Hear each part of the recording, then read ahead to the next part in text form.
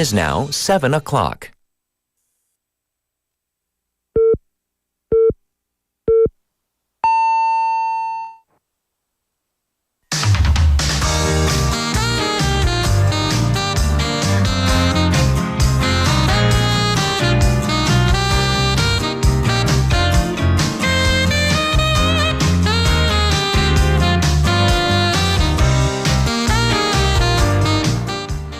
The Gadeok Airport. The timeline surrounding the construction of the Gadeok Airport is facing yet another challenge. The plan is to break ground within this year and have the airport start operations by 2029. That's what we've been hearing. But with repeated failed bids by potential contractors, some working level officials say that this timeline may yet hit pause again. Of course, this is a project that needs to be done correctly, be done right. But after over a decade of debate, it is also a project that needs to pick up speed. I'm Catherine. This is Morning Wave in Busan on Friday, August 23rd on befm, 부산영어방송.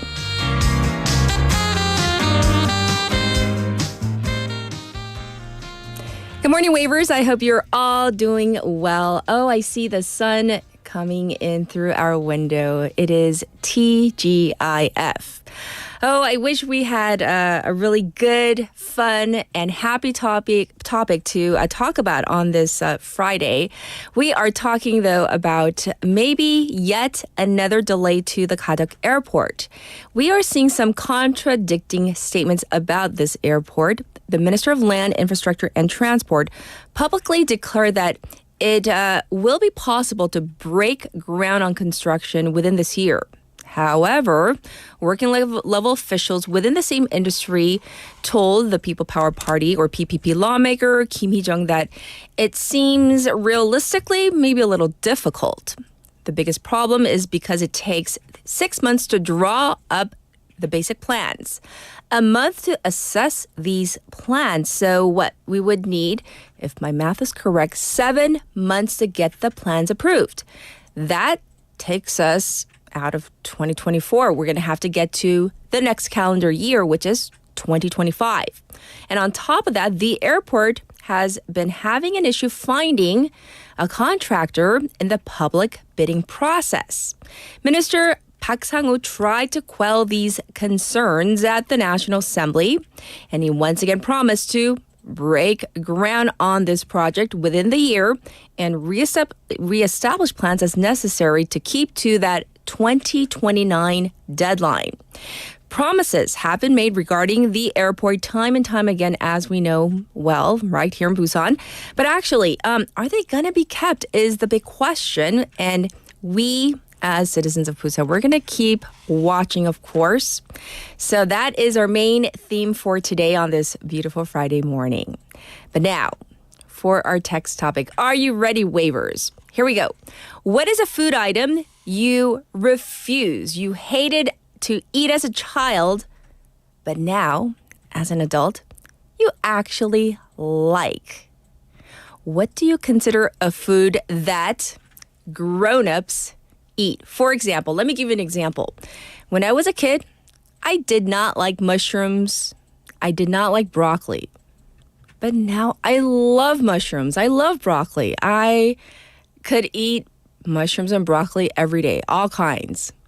자, 여러분이 어릴 때는 이거 너무 싫어요 했는데 지금 와서 이거 맛있어, 잘 먹어야 하는 음식은 이거 먹으면 어른이다 하는 음식. 생각해보니까 뭐 그냥 버섯도 그렇고 브로콜리도 그렇고 호박도 저 별로 안 좋아했어요, 어렸을 때. 근데 지금은 그런 채소? 다 맛있는 것 같아요. That's me though. You could have different preferences. You can send in your messages to BFM's live stream, live chat on YouTube. So you go to that platform, YouTube, you subscribe, you can log in, and then you can chat away with our waivers. Also, on your phone, pound 9050. That's going to cost you 101. You can reach me for free on our Kakao Talk channel. Same thing, search for BEFM or 부산영어방송. The way you can listen to us so many different ways. A traditional 90.5, 103.3 FM on the radio dial, depending where you are in the vicinity in Busan. You can listen to us and watch us, like I said, on our YouTube channel. Also, we are available on the Patbang app as well for your convenience. Looking ahead to our morning together, we have Vasana for Foreign Press Highlights. We also have Joffrey coming in later on for fun, facts, and trivia. For our special interview today, we are going to be talking about drinking alcohol, drinking in moderation. Is it okay? Is it not? Some experts think that drinking in moderation is actually a myth. And this is an issue because here in Korea, we all know socially, drinking is well accepted. However, there's a study that says drinking just 2 glasses or portions of alcohol could shorten, your lifespan. That's kind of scary when you think about it. And this could affect your life, your lifestyle, your health. Let's find out more with our expert in hour number 2. And I'll be back with today's headlines.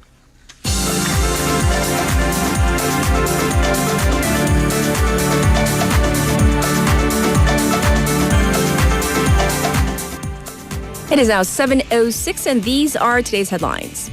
7 dead and 12 injured in Busan hotel fire. 7 people were killed and a dozen others injured following a fire at a 9-story hotel in Busan, which did not have sprinklers installed.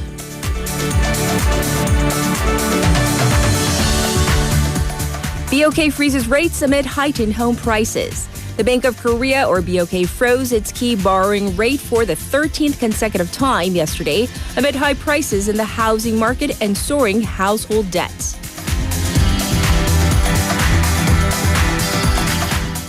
Over 20,000 Jeonse fraud victims recognized by government. The Ministry of Land, Infrastructure and Transport has recognized some additional 1,300 people as victims of lump sum or Jeonse fraud, making the individuals eligible for government support. Court orders SK chairman's partner to pay 2 billion won to estranged wife. Seoul Family Court yesterday ordered SK Group chairman Chae Tae-won's life partner Kim Hee-young to pay 2 billion won to his estranged wife No So-young for Kim's role in ruining their marriage.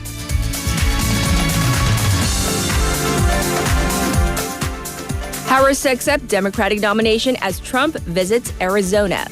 Vice President Kamala Harris is set to address the Democratic National Convention in Chicago Thursday night, local time, to introduce herself to the American public and outline her policy stance.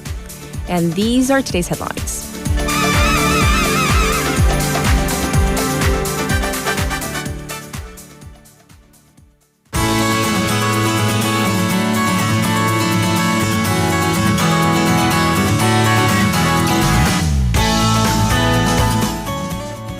It's now time to check in with Haley. Let's say hi to her first. Good morning. Good morning. How are you? Doing good. It's Friday. It's Friday. The sun is out. I think I'm going to try to swim this weekend and enjoy the last of the, hopefully, oh my God, knock on wood. Please let this be the last of the hot weekend. We were talking about it in the elevator right up, right? We're just like complaining. I'm like, seriously, I mean, we're very happy to see each other. Yes. But the first thing we say to each other when we run into the elevator, I know, it's like, can it end hi. the summer? All right, so what is a food item or food items that you refused to eat as a child, but now, you like? I'm going to be very controversial. Okay. I hated peanut butter. Peanut butter. What kind of a child was I? I don't know. Oh, I hate 땅콩 버터. I hated peanut butter. I just hated that feeling that it leaves in your, it just dries texture? you out and it just takes out all the moisture. But then, no kidding, 2 days ago, I ordered buy one, get one free, 2 jars of peanut butter. And I've been putting it on. I just got some delivered too. It's so good. And it's like the bourgeois peanut butter. Because I'm not bourgeois with much else except for food. So yeah, I got the fancy organic, no additives, whatever. Can't tell the difference because I haven't had the unfancy, unorganic, inorganic, additives peanut butter as a child. But yeah, it's good. It's good? I've been putting it on apples. It's so good. The green apples or just regular? Well, it's regular apples. I've got to go buy green apples. Yes. Ooh. Green apples with peanut butter are the best. Further bourgeois. Yeah. That sounds really good. Peanut okay, butter. yeah. That's a kind of a kind out of of the opposite, nowhere, right? yeah. Right. Also, like your all of your like namuers, the mountain herbs, but then I still kind of don't eat them. You don't? I will like. I'm of the type if I have to eat it, I'll just like bunch it all in my mouth and just swallow it and get to the good stuff. So if my mom, I mean, because as a 30-some-year-old mooching off her parents, you probably shouldn't be a picky eater. So I'll just and then move on. I just thought of something. My sister just made me. Is it yeongun? Ooh, yeongun's good though. What is it? Lotus fruit? Yeah, in the lotus English? fruit. Mm-hmm. Like I remember when my mom first gave it to me as a child. It looks I'm like, weird what is that with the holy holes. thing? Right? Because it like what is that? like, I am not ooh. eating that. Right, but it's so good. It's really good. Yeah. All right, we're going to jump into our first update. We're going to talk about the state of management at infectious-prone facilities here in Busan. Right, so we're talking about nursing homes, hospitals, and whatnot because we are going through a first major wave of COVID cases since we've transitioned to the endemic. Sure. And Busan City may have some gaps in how it's been managing its infectious-prone facilities, including, once again, nursing homes. So according to the Korea Disease Control and Prevention Agency's numbers that have been submitted to Democratic Party lawmaker Jeon Jin-suk, there have been 41 mass outbreaks reported in the second week of August, and that involves overall nearly 900 people. Right. And this is of particular concern for Busan because of our high aging population. We do have one of the highest number of these infection-prone facilities at 748 across the city. However, local governments, turns out, they don't have a full handle on these facilities. So, for example, 40% of these live-in facilities, homes that involve people who have disabilities, they did not have a dedicated team on infection control. And so every facility needs to have an official who's in charge of mass outbreaks or infections.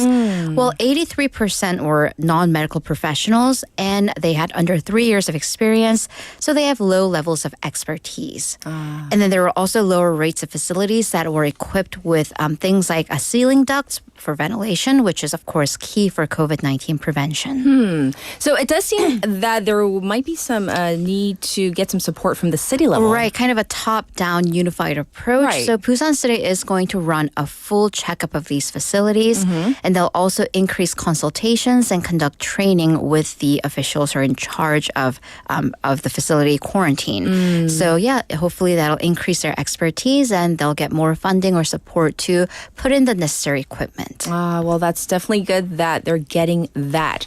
All right, next up, there has been another sinkhole that's appeared along the Sasang-Hadan subway line construction site. Right, so that construction, which has been going on for the better part of a decade, and it seems like it's just getting prolonged and prolonged. And according to Sasang District, there was a sinkhole that formed earlier this week. It was near the Hakgam intersection in Gamjeon-dong, about 1 meter in diameter, and actually an SUV partially fell into that hole and it was damaged. And you can see, it is scary big. And then you can see that on our YouTube, of course. Yes, and the day before, near Gamjeon Morning Market, which is about 200 meters away from this particular sinkhole, another huge sinkhole, this time 5 meters in diameter, 3 meters deep, that formed as well. Earlier in the month, another sinkhole on a crosswalk near the market. So it seems that the ground around that market, and especially in that area, is particularly weak. Yes. And actually, if we're expanding that to the entire year, there have been 6 sinkholes reported this year along that subway construction site, and 3 cases in August alone. Okay, so we need to know what's been causing these sinkholes. Well, the thing is, it's unclear because, of course, everything happens underground, Sure. and it's a compilation of kind of years or at least months of events and happenings. Yes. So Busan Transportation Corporation, in charge of the construction, well, they're of the opinion that it has nothing to do with the subway construction, that aging pipes might be causing it with like water leakage and water seeping into the ground. Okay. Well, the district is of the opinion that the sinkholes usually they come from a combination of issues, and that is true. So it's hard to pinpoint to a particular cause. Well, the thing is the extension of subway line 2 from Sasang to Hadan, that's been in place, as I've said, for years. It's scheduled to be completed in 2026. And it has caused inconveniences, obvious ones like traffic. And even some cracks have been reported in buildings and homes along the construction line. So the thing is, the longer it goes on, the worse it is for safety. So hopefully we can get that done quickly. A decade. All right. Next, there are a lot of private yacht tours of Suyeong Harbor and Gwangalli, with the highlight being the fireworks that they shoot out from these boats. But there have been many complaints from the residents near Gwangalli. Right. So, they are beautiful to look at. But then if you think about it, if you are looking at it, hearing it, smelling it, every single night, then that could be problematic. So there are continuous fireworks coming out of these yacht tours. So, that's been causing issues with residents complaining that they can't even open windows at night because of the noise and the smell of gunpowder from the fireworks. And you can see the visual. Yes. But the thing is, there's nothing that can be done about it from the authorities' standpoint. So, number one, fireworks, please be aware of this. Fireworks are banned on the beach, but that beach is the sand. Oh, okay. So not in the waters. Right. So if you go into the waters, the seas, so it's not covered under the Beach Act. Yes. So it's practically difficult for, even if they were to control it, for, what district has a yacht or a boat that can, that they can row or ride into the water and stop them. So there are practical difficulties there as well. So essentially, it's currently a struggle between the residents near Gwangalli and the yacht tour companies. So for the company side, it is a key, it's like a highlight of their tour. And they do charge, a lot of them do charge more for the nighttime tours because they come with the added perks like the fireworks or the drone show. So they're saying that these are essential tourism content that simply they cannot give up on that, versus the residents saying, well, we can't live like this. I see. Well, that is definitely a conundrum, especially for the residents. We do understand both sides, but hopefully some kind of a compromise can be made. Hopefully. All right, for a final bit, we talked about how October is going to be full-out festival season and month here in Busan. And I guess this is kind of an extension of that, right? Right. So 6 local governments along Nakdong River, not only in Busan but Gyeongnam as well, they're holding the very first joint Nakdonggang Festa. So we're talking about Busan's Bukgu, Saha, Gangso, and Sasang districts, and also in Gyeongnam, Yangsan, and Gimhae cities. And they're kind of linking the respective districts' festivals together. Yes. So for instance, in the fall, there's that Herring Festival, Jeonneo-축제, the Gimhae Flower Festival, Gupo's Naru Festival, the Harbor Festival, Sasang Riverfront Festival, Dadepo Sunset Film Festival, and lastly, the Yangsan Chrysanthemum or Kukwa Festival. So collectively, there's going to be the social media photo proof event, the 인증샷 event, where you can, if you post and with the appropriate hashtags online, you can win gift cards all the way up to smartwatches and wireless earbuds. Nice. So I'm like, I need a pair. My current pair is very old. And I take pictures. You had me a gift card. I know, right? Let's do it. Yes. All right. Thank you for the update, Haley. Thank you.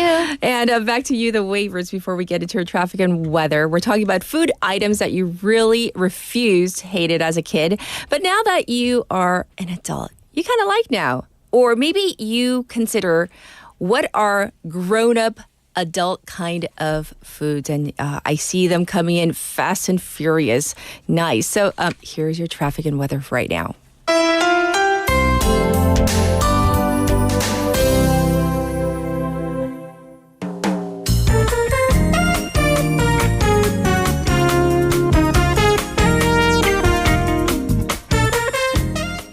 It is now 7:18 on this beautiful Friday morning. Here's your traffic report. There is construction on Jungangdaero from Chacheon Three-Way intersection to Busan-Jin Station with lane 2. It is closed off right now. It is looking slow on Luno-Samsungdaero from Myeongji in underpass to Shinho Bridge right now. Currently it's 27 degrees under sunny skies. The daytime high will go up to 34 degrees Celsius as the heat wave continues. Looking forward to the weekend. It's also going to be hot with highs around 35 degrees both tomorrow and Sunday. Showers are forecast for Sunday afternoon. Elsewhere across the country, showers are forecast for today in the capital area, Gangwon, and also the Chungbuk area. this was your traffic and weather.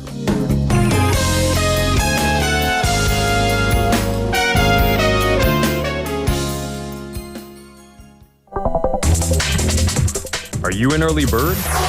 Are you up to date on the news? Are you a trendsetter? For all of the biggest issues from Busan to the world and useful information you need, right here on Morning Wave in Busan.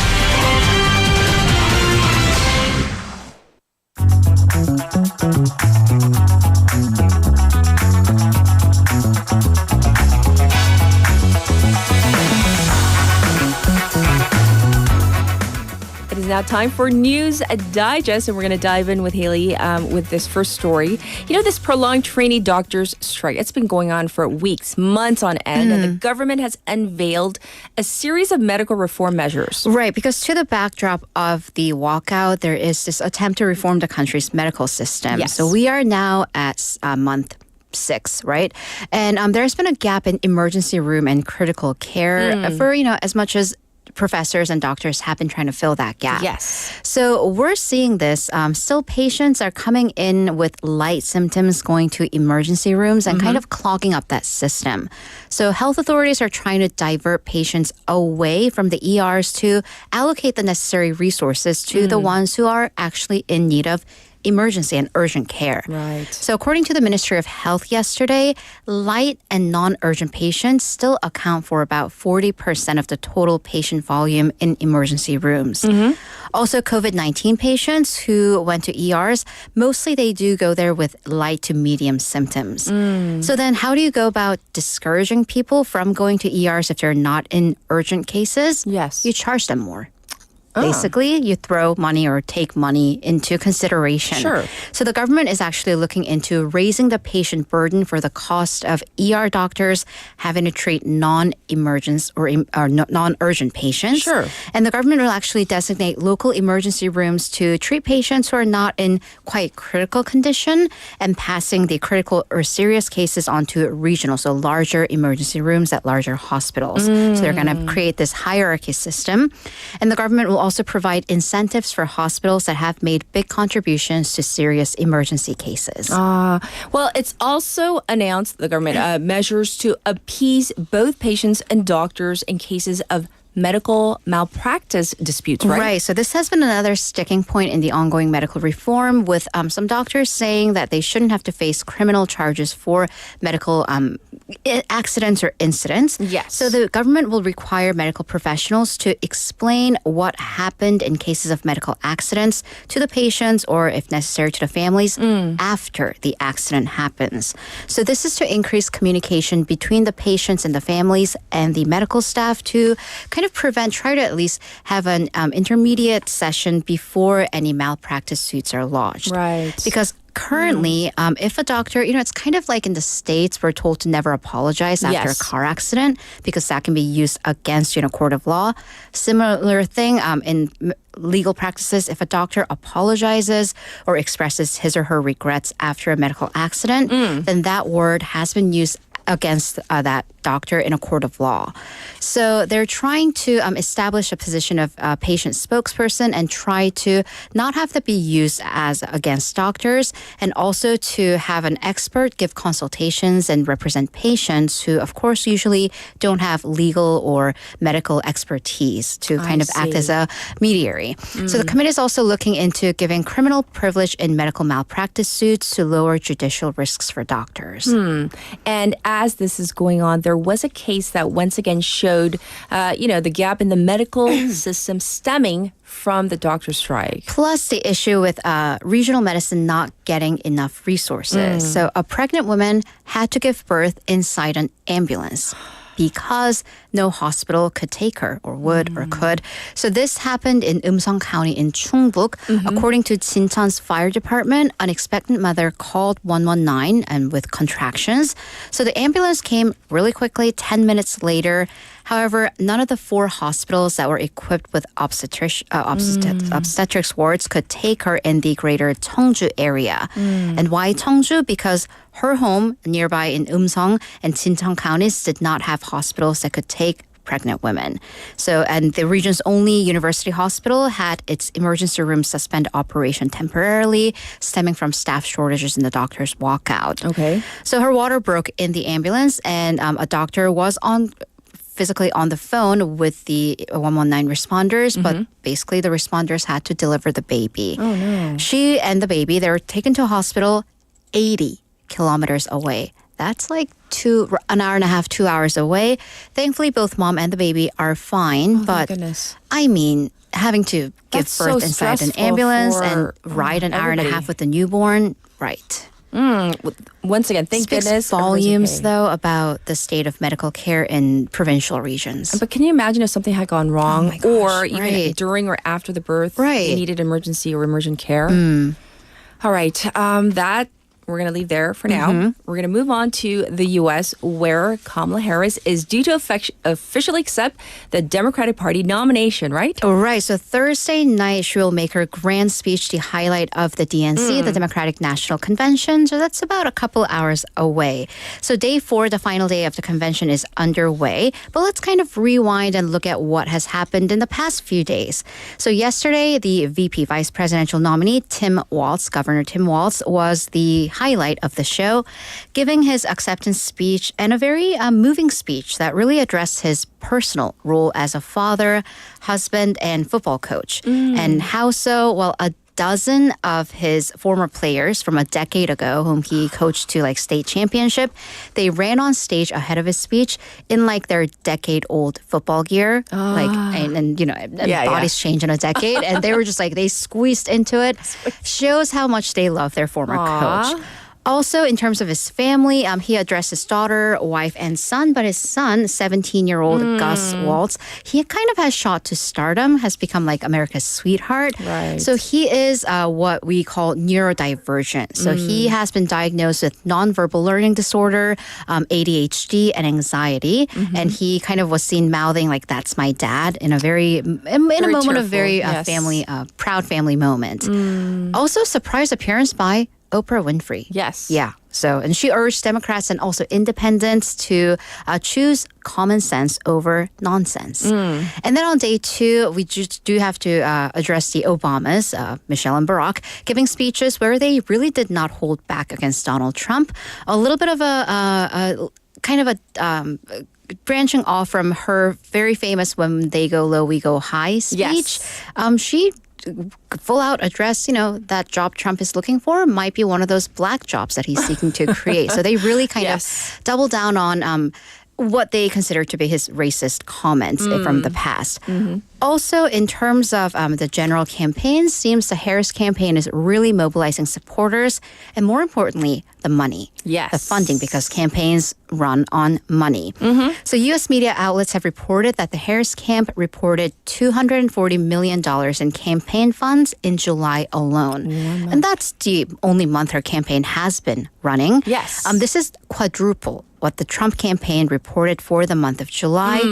What's notable is that in the Harris campaign, about 2/3 of the donors are new donors. They've never given to Biden, so it seems that she's mobilizing kind of a new base. Yes. And donations jumped in the swing states of Georgia, North Carolina, and Wisconsin. However, Trump's donors, they have deeper pockets. So we're talking about super PACs, which are interest groups that have no upper limits on how much they can give. Well, they have collectively donated $55 million for Trump, as opposed to $30 million in super PACs for Harris. Right, right. And Leslie points out that Bernie Sanders had a wonderful speech too. He did, yes. And that I guess in the States we're calling him Coach Walz affectionately. Right, Many right. people are. And by the way, we do want to point out when Trump had in the Republican National Convention, we did cover that as yes, well. yes. So we want to point out we've been given It's equal balanced, coverage. just Balance. a couple weeks Yes. apart. So let's bring the discussion about the U.S. presidential election back to South Korea. Where do the two respective candidates stand on issues concerning South Korea? Right. So U.S. being South Korea's biggest ally, militarily, diplomatically, economically, this is important who will sit in the Oval Office. Yes. So key points on where Harris and Trump stand on North Korea. So I'm going to be covering that. Here's the thing. Both campaigns have removed a denuclearization of North Korea from their major platform. So it is not an official platform. Okay. So they will kind of be dealing with North Korea in other capacity. Okay. So first, with the Democratic Party's official platform with Kamala Harris, it's going to be fairly similar to the Joe Biden foreign policy, which will focus on alliance with South Korea, and also expanding that to the trilateral alliance, bringing in Japan. So the new Democratic Party official platform that's been released by the Democratic National Committee says that by, quote, bolstering our trilateral cooperation with South Korea and Japan, we are maintaining peace and stability on the Korean Peninsula and beyond. So an official with the Democratic Party said that like in the Biden administration, the potential future Harris administration will maintain that denuclearization of the Korean Peninsula is an end goal. However, that no expert currently believes that that's kind of a practical reality, at least in the short term. Well, let's talk about the Trump campaign as well. Right. So he's still kind of banking on that top-down, you might call that relationship bromance with Kim Jong-un that he showed during his former administration, should he return to the White House. So it's been kind of the similar pattern with focusing on summits, top-down summits to manage the North Korea risk. And Trump has previously said that in his nomination acceptance speech in the RNC that, quote, it's a good thing to get along with people who have a lot of nukes. And, North Korea would be such people.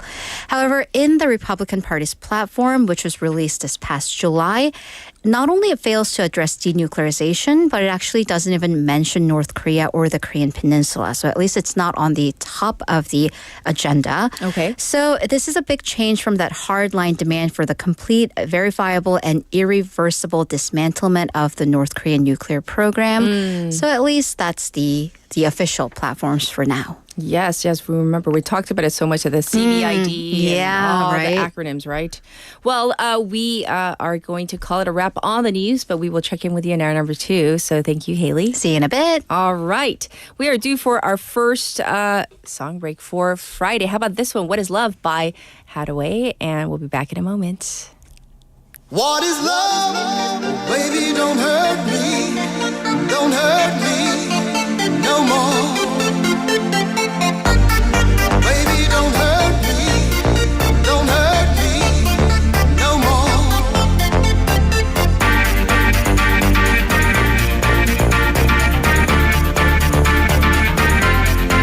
What is love?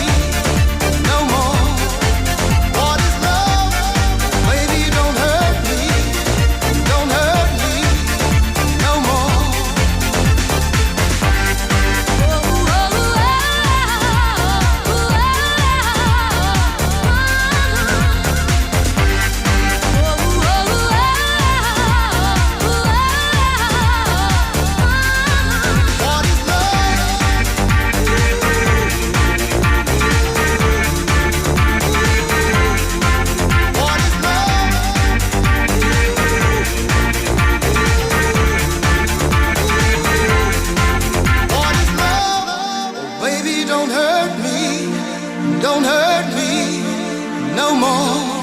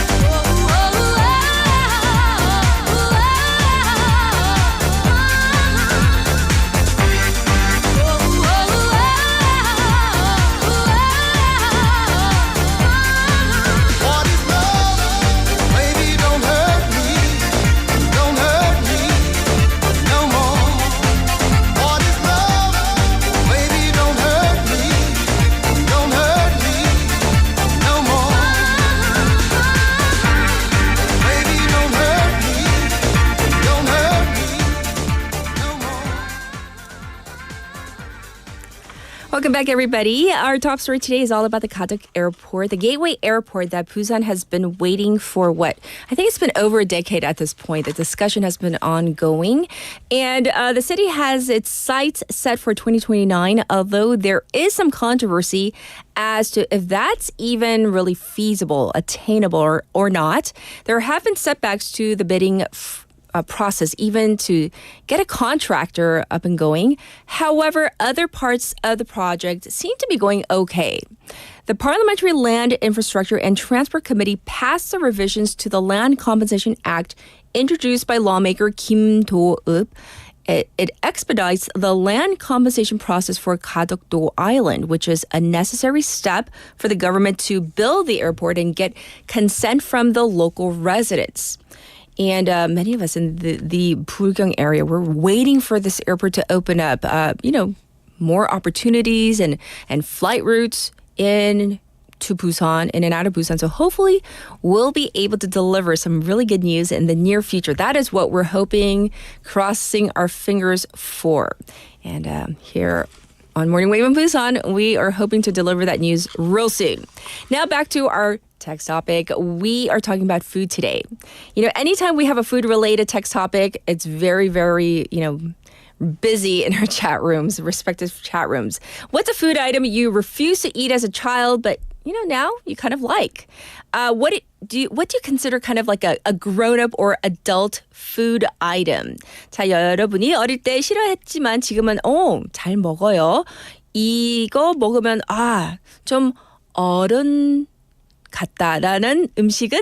So Lee Kelly says asparagus, 아스파라가스라고 하는데요. 이거 I agree.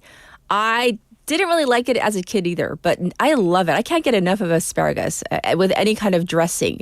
So there are so many food items. So I'm just going to name some of the food items. I'm going to leave out whoever sent it because there are just too many. People are saying all fruits and vegetables for me. Capsaicin was a nightmare for me as a kid, but now I love it. 잔치국수 싫어했는데 지금 잘 먹고 있어요. 어릴 때 족발 못 먹었는데 지금은 잘 먹어요. 시래기 못 먹었어요.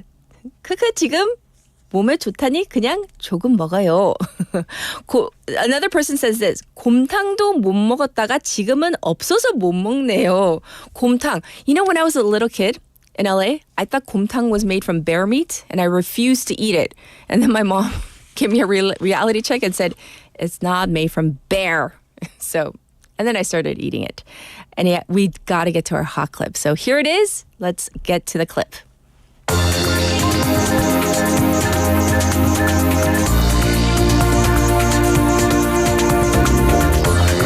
Take a seat. Let's get to our hot clip for today. This incident at an airport in Japan. Oh, this caused more than 200 flights to be canceled or delayed at one of Japan's biggest airports. Here's a clip from First Post. And finally, out of Japan, where a simple case of misplaced scissors brought one of Japan's busiest airports to a grinding halt. 30 flights were canceled, over 2,000 were rerouted and delayed, leaving thousands of passengers stranded. The airport, which handles one of the world's busiest domestic air routes, went into lockdown as officials scrambled to find the missing scissors, only to discover they were exactly where they should have been all along. Our final report resolves the case of the missing scissors. If you thought airport anxiety was bad, try navigating the aftermath of a blunder at Japan's new Chitose airport in Hokkaido. Comedy of errors escalated into a full-blown security crisis. This threat grounded around 36 flights and delayed over 200, while leaving thousands of travelers stranded. The cause of this chaos? Not a bomb or a suspicious package, but a missing pair of scissors. The mere suggestion of the absent scissors sent the entire airport into lockdown.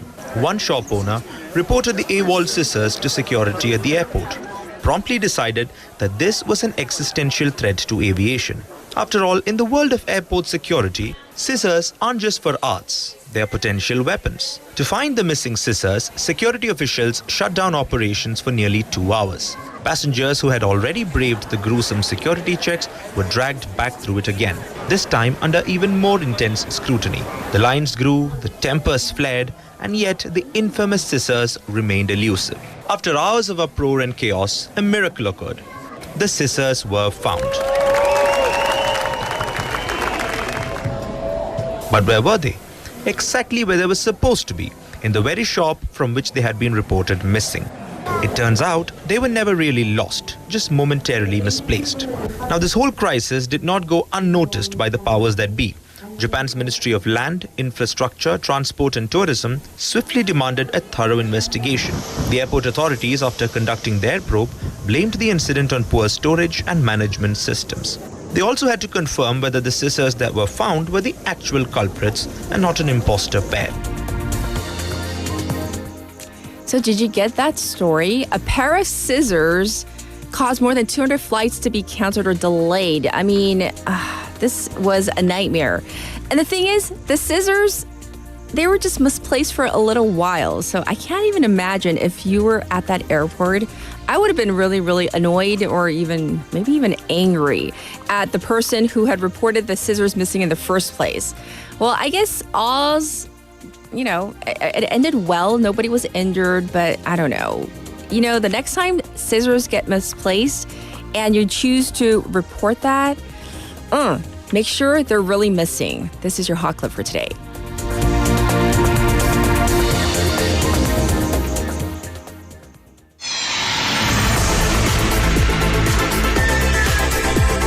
Stay tuned.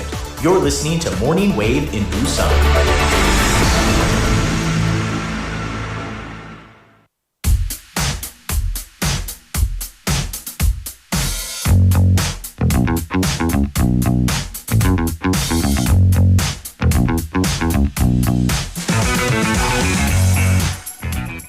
It is time for Vasana Foreign Press Highlights. Good morning. How are you? You're very sparkly this morning. I am. Nice. You know, like the panjak. Is it makeup or is it just is the light? It's just me. It's just, you're shining so brightly. Bitna. Very good. That can be my new Korean name. Bitna. Oh, that's a beautiful name. It is. Oh, why are you being so nice? I'm like scared now. I've never actually looked over. I've always looked forward to the camera and then Catherine's actually sitting there. I might as well look. Hey, so text topic today. It's about food. Yeah. So did you have like a particular food as a child that you really disliked, but you grew up, kind of, and then you decided, hey, it's not too bad. I kind of like it. Boys don't grow up. We just get older. Can we make that a bumper sticker? Yes. Because it's true. When I was 잘안 들어요. when I was 그냥 커져요. 늙어가요. 늙어가요.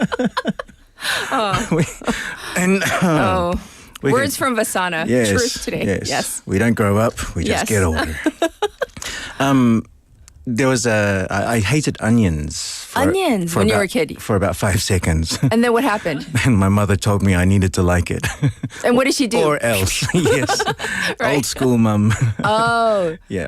Old school mom, was there corporal punishment? Yes, there was. So With like I was whatever belt? was closest to her. So if she was by the fireplace, you went running really fast. oh, really? Yeah. I love your mom. Can I meet her? No. You're never too old for a beating either. Oh, really? Oh, old school. I love it. Yeah.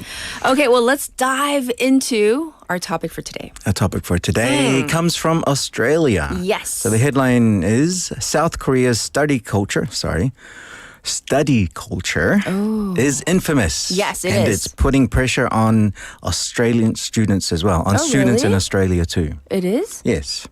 So apparently, that's according to the article. Okay. So it's an industry, the study culture, or rather the private lesson industry, that emerged from a parental ambition to provide the best education for your kids. So apparently, it's booming in Australia, getting up to $1 billion a year, with 4,000 businesses in operation. So migrant communities from Asia are driving this industry, as you can Why am I not surprised? imagine. Oh, now it makes sense. Yeah, so China, India. So this is why it was a little misleading for me, because Yes. I thought it was affecting not Australian students, just the white The population yes, there. yes. As a because the white Australians. the white yes. Australians, because Yes. I knew that Asian kids would be affected anyway. Right. but- Anywhere you go around the world. Yes. Asian kids, yeah. Yes, you need to study. You need to study. Right. So anyway, Korean Australians told ABC that the prevalence of tutoring shows the value of education in Korean culture, quote unquote. Right. But also, they describe a toxic mix of overwork, competitive overwork, damaging pressure on students to perform and on educators to also perform and to guarantee success. As we can see in Korea as well. So they talked to a guy called Peter Sun, not Peter's son. His surname is Hon. So Peter Sun, whose parents migrated from South Korea. His Suning score Yes. was 99.9. Or rather, the Australian equivalent of the Suning okay. was Yes. 99.9.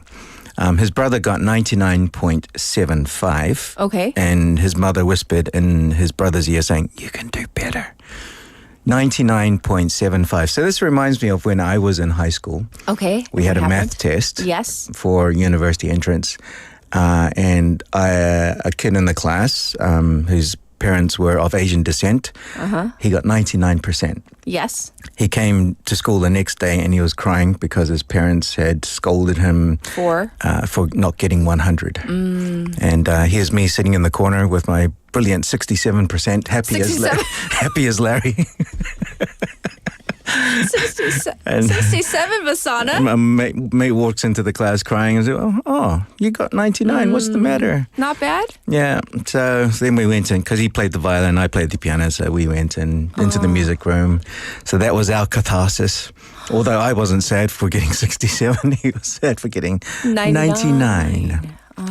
But anyway, there are self-imposed pressure and expectations Yes. for kids to do Right. it for the family, because it's all about image. It's not just about getting a high mark. It's about getting a high mark in comparison to the family next door, the Kims next door, the Lees next door, the Trays. Right. So you have to have good marks, go to university, get a good job, find a good partner, blah, blah, blah. So it's not just in Korea, obviously, and it's, and it's not just for Koreans, by the way. No. I mean, this is pervasive in many cultures, and not just, Korean culture or Asian cultures, in many cultures. Yes. But since we're in Korea and we're obviously talking about Australia, and this article, is about, the fact that Yes. the Asian culture and Korean culture is in Australia It's in now. Australia now, It's in yeah. Australia. So the thing is, we spend a lot of money in Korea. It's documented how much money we spend on private tutoring. So can I ask you a personal question? Yes, go ahead. I'm scared. How much do you spend Yeah, on go your ahead. children? A lot. Okay. I do. And people always ask me, do I send my kids to English Academy? Ask me. Do you send your kids to an English academy? My kids are native speakers, and I do. Do you know why? No. They ask me all the time. They assume that I don't send my kids to English academy. Do you know why that I have to? Because they go to Korean schools. Yeah, they live in Korea. They live in Korea. Yeah. It's a Korean style English test. Yes. It has nothing to do with native fluency. They can speak perfectly in English, Yeah. but the test is not in English. Yeah. It's a Korean test, Yes. right? I hope your kids appreciate this because waking up at 4 a.m. in the morning every day for however long you've done this is a commitment. It's amazing. Kids, are you listening? Wake up and listen. It's amazing what you do or what we do for our kids. Yeah, I mean, it's, and I sometimes they whine and say, I don't want to go to academy. And I remind them, well, yeah, but I wake up at 4:30 and then they zip it up and they go, sorry. And then they don't complain. Yeah. They'll say thank you in about 15 years. No, they already say thank you. Oh, Yeah, they already say nice. thank you. Yeah. Great. Yeah, so the whole tutoring thing, though, tell us more about this article, though. Okay, it goes on from Peter-san as a product of private tutoring to now becoming part of that industry. So when he is now older and he owns a tutoring service company. So tutoring service companies or tutoring service is very common among first-generation migrants. And that's an interesting term, first-generation migrants. Right. So second generation, third generation, not so much. But the first generation whose parents have come over, maybe you were born in another country. Right. But your parents still have that train of thought from wherever they came from in that country, in Asia. So Korea is very famous, obviously, as I've said before. Right. And there's one thing he said, because he's a hagwon owner, or academy owner, sorry. Yes. I use hagwon these days. It should be an English word in this country. He said that the government used to conduct raids on tutoring centers because they had to close at 12, or rather 10, I think. Yeah, there's a certain time cutoff. Yeah. So I remember that time. It was only a period of about 3 months where they made it illegal to open past a certain time because it's forcing them to go home. So I remember kids were hiding under desks and turning the lights off. Oh my gosh. I heard from a friend, it wasn't me. So Vasana.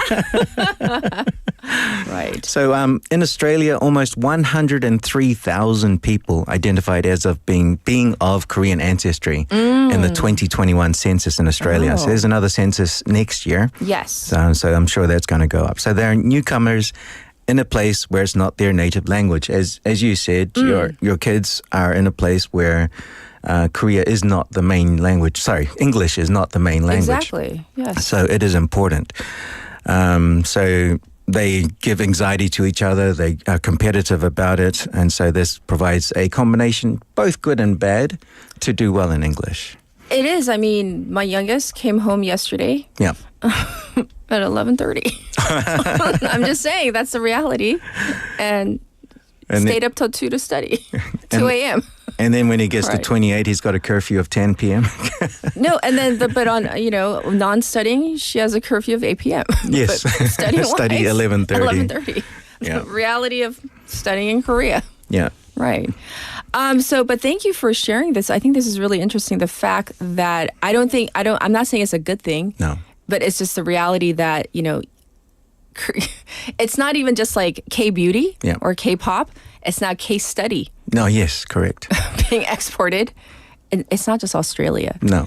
Even in the States, they have these hagwon systems in areas where Korean students are prevalent. Yeah, prevalent. I don't know if it's a good thing, though. I don't know. I really don't. But that's getting what's a good happening. education is always a good thing. Yes. Well, there is more to the article, so if you want to check it out, go to Please ABC. check it out. It's very, very eye-opening. South Korea's study culture. Search that, and you'll find the article. All right. Well, thank you so much, Vasana. We'll check in with you next week. Thank you. Well, we're going to get to our final song for hour number 1. We have that special interview on drinking in moderation. It might be a myth. Check in and tune into that. Episode by 이무진. That's our final song for hour number 1. I'll be back at 8. 걸 집어넣어 혼자 조용히 꼽고모 이걸 난 궁상이란 이름으로 졌어 고민하다가 아무튼 그렇지 뭐 오늘은 하필이면 너가 스쳐버려서 우리 옛살대로 우리 정말 좋아하던 그대로 우리의 에피소드가 찬란하게 막을 연다 내겨오는 너의 집 앞 첫 데이트가 끝난 둘만의 에피소드가 참 예쁜 얘기로 시작 자작자작 조심스러운 대화 그새 늦은 시간 Goodbye 좋은 뜻일 뿐인 goodbye Way to have this fun 이게 이 스토리에서 막 눈 내리던 그 밤 겨울 향이 배어서 더 눈부신 우리의 에피소드다 매일이 마지막인 듯이 함께라면 어디든지 사랑이란 걸 끝도 없이 주고받고 나눴어 그치 서로만 있은 마음이 시릴 날이 없던 우리 넌 oasis 내겐 마치 근데 있잖아 별 소용없다 생각만 해도 행복한 순간들은 말야 모른 척해도 결국엔 이건 끝을 봤던 에피소드 점점 우리의 에피소드가 결말에 가까워져가 굿 엔딩이다 크레딧은 너와 나 둘만의 에피소드가 참 쓸쓸한 끝을 맞아 두 주인공의 서글픈 마지막 결국 건넨 인사 Goodbye 너무 아픈 이별의 goodbye 눈물이 뺨을 스쳐도 죽가니까 내 미소 애써 웃고 있어 우린 서로를 보며 정같던 미소로 안녕 웃으며 안녕 눈 뜨면 에필로그다 침대에 기대어 혼자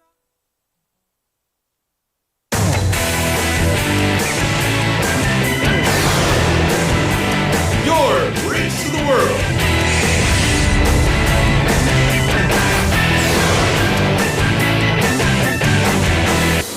befm 부산영어방송. 다운이 삶은 갈치 플러스 닦고 또 닦은 수건은 가운데에서 냄새가 그래서 모서리로 닦아요. 새로운 다운이는 삶은 것 같은 탈취 효과로 30번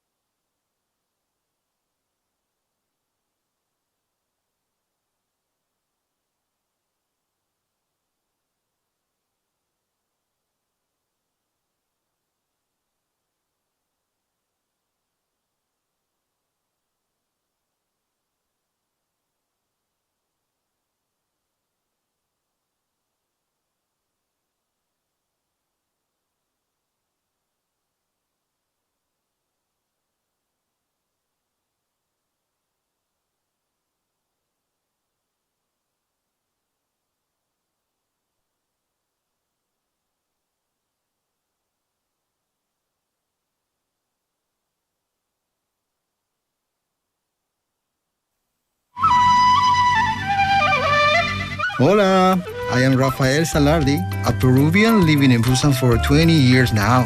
After living in Peru, I fell in love with Korean culture, so I decided to move to Busan. I like feeling the warm sunrise at the beaches in Busan on sunny days. A cup of coffee while looking at the sea in the coffee city Busan reminds me of the Andes Mountains, a famous coffee producer in Peru. The reason why I like Busan more than anything else is the people. Even though I was not good at Korean, everyone treated me with kindness and friendliness. I really appreciate those who are so nice to me. I want to live happily ever after in Busan for a long, long time. Gracias, Busan. Global City Busan, we are all in it together. This campaign was brought to you by befm 부산영어방송.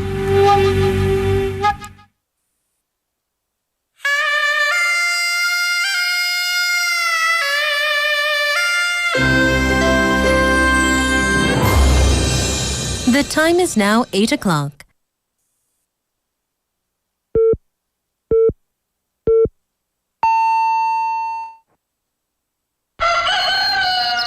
Good morning, Dynamic Busan. Yeah, you're waking up.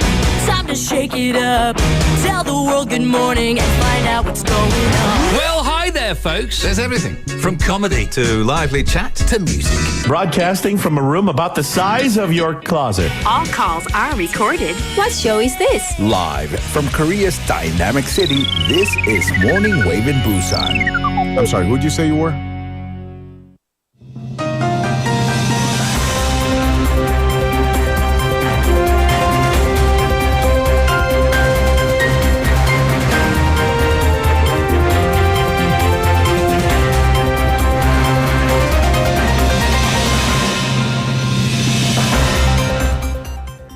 It is now 8 o'clock and this is news highlights.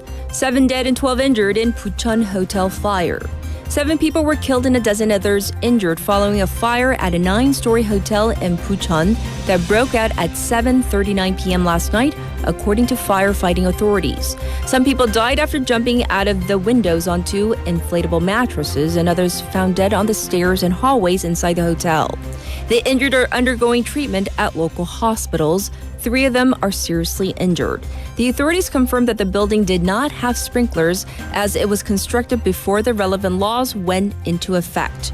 Interior Minister Lee Sang-min called for all-out efforts by firefighting authorities and the local government.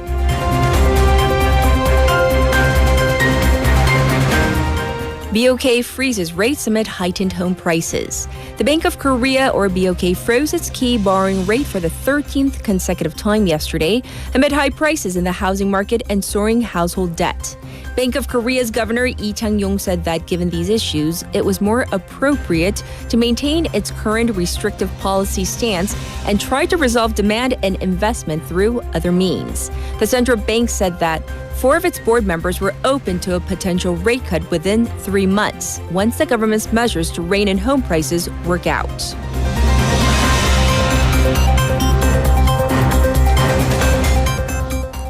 Over 20,000 jeonse fraud victims recognized by government. The Ministry of Land, Infrastructure and Transport has recognized some additional 1,300 people as victims of lump sum or jeonse fraud, with the total number of victims at 20,949. These individuals are eligible for government support under a special law, where the victims can apply for a deferment or suspension of the auction on their homes with an option to purchase the home. About 3/4 of the victims are in their 20s and 30s, with about 65% in the capital area. The vast majority of the victims lost under 300 million won in their jeonse deposits.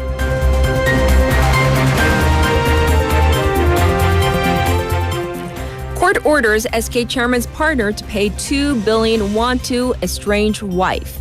Seoul Family Court yesterday ordered SK Group Chairman Chae Tae-won's life partner Kim Hee-young to pay 2 billion won to his estranged wife, No So-young, for Kim's role in ruining their marriage. The court ruled in favor of No and said that Kim and Chae should together pay the compensation to No, as it acknowledged that Kim and Chae's extramarital affair, subsequent birth, and public activities led to the breakdown of the couple's marriage. Kim said that she will not appeal the decision and issued an apology to No. The divorce suit between the couple is currently pending in the Supreme Court, over their property division.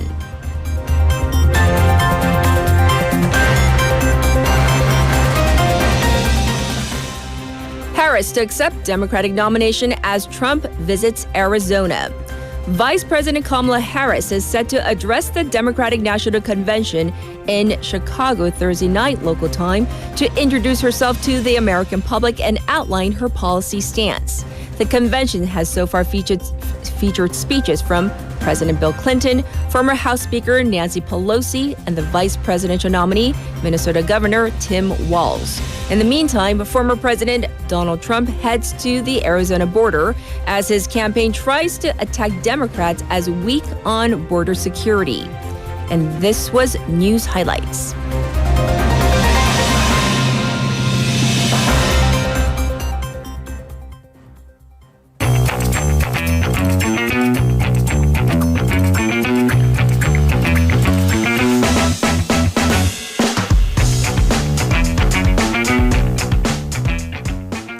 It's time for Wagle Wagle. Haley's back. Our favorite time. That's right. Well, this first story. The police have apparently all but wrapped up the investigation involving the late actor Lee Sung-gyun. Right, so that was the drug case, this huge controversy that began last year surrounding the alleged, which was also proven not to be, drug use of the late actor Lee Sung-gyun, singer GD, G-Dragon, and other well-known individuals, as well as a third-generation Chaebol heir. So 8 people were initially said to be under investigation. That expanded to 12 when the story broke last October. Right. So all sorts of sordid details were unveiled, including accusations that a former actress blackmailed the actor Lee, as well as like a hostess, and extorted money from him. But then things turned into, there was another twist when both Lee Sung-gyun and Kwon Ji-young, also implicated in the case, they both tested negative in very detailed forensics drug tests. Right. So Kwon was not charged, and the case against Lee just ended because he committed suicide. So that kind of ended, the investigation fizzled out, let's just say.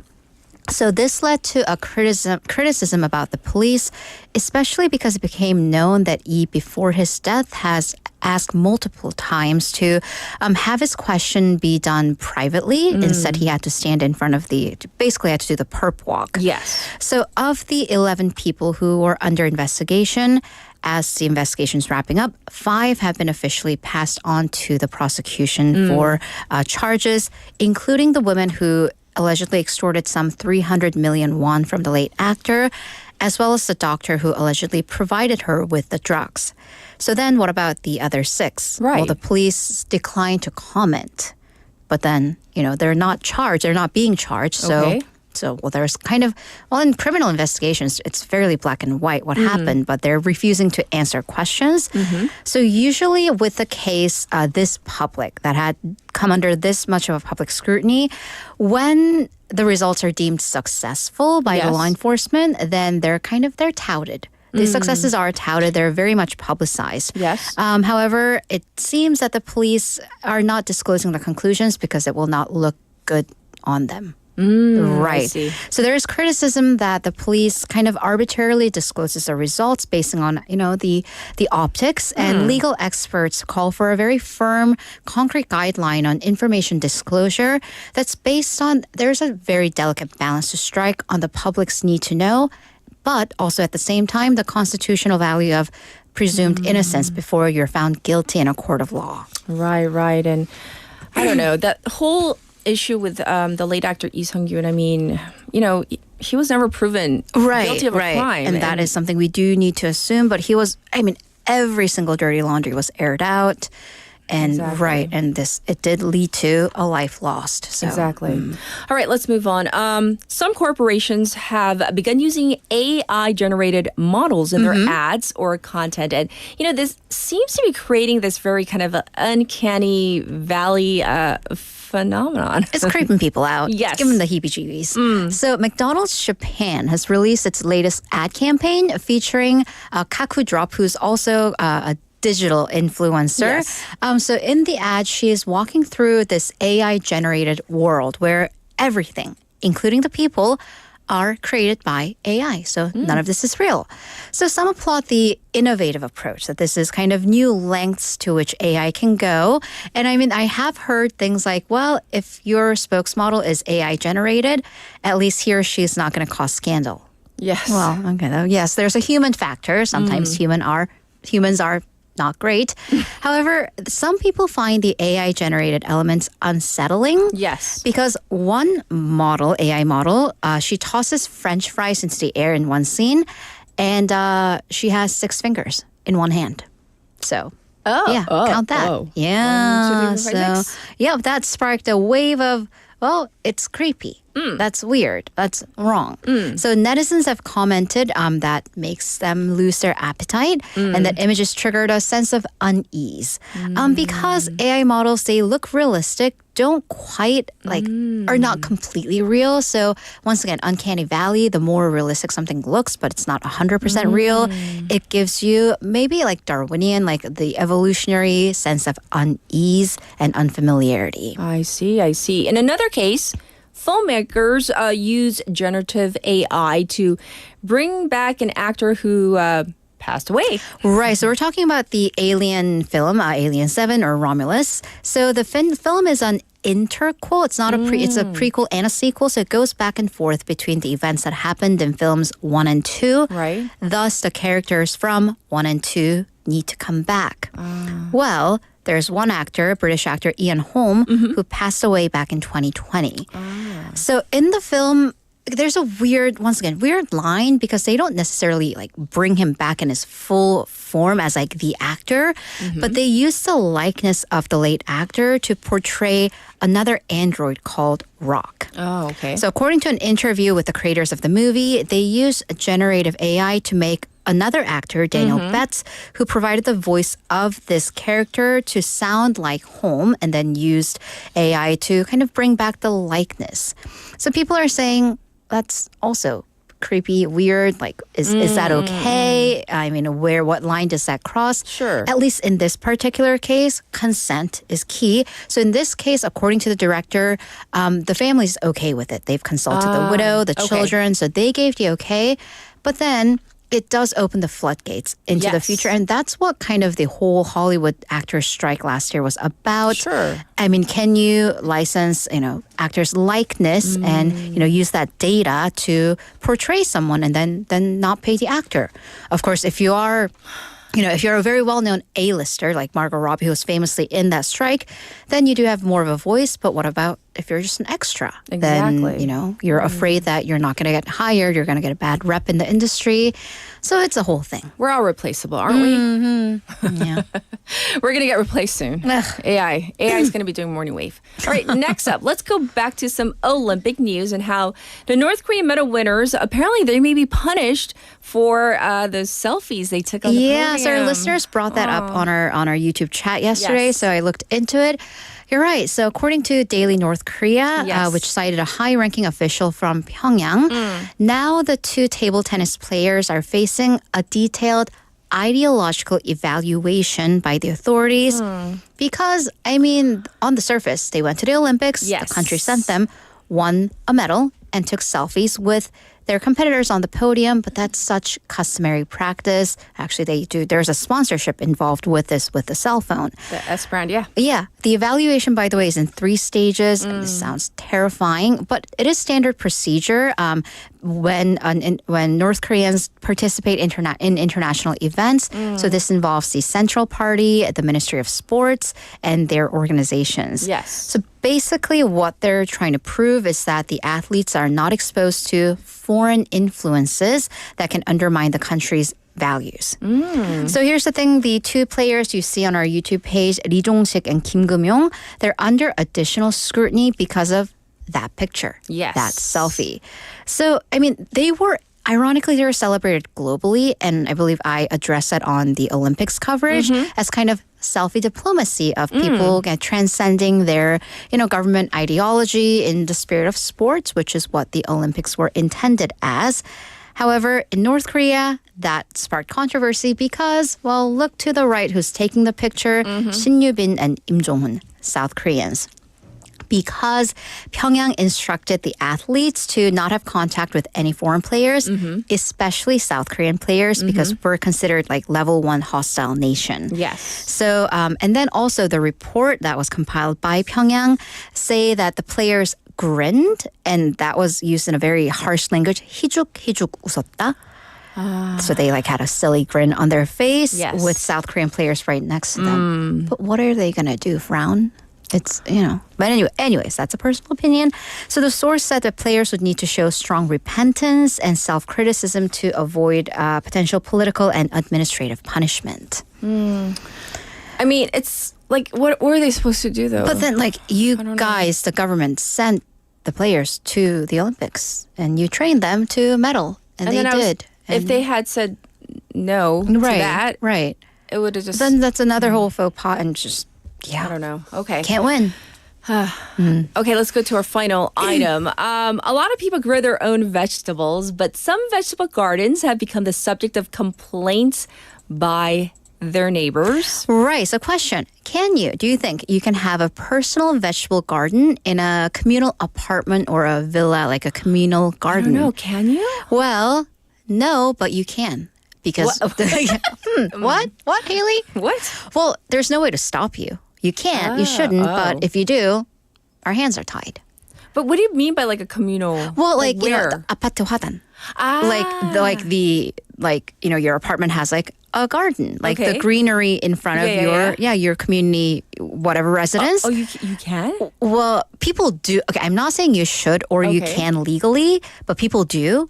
And when it happens, they get a verbal warning. And that's about it. So there have been multiple incidents, according to this particular online community post. A woman planted a personal vegetable garden, quite extensive in the common area.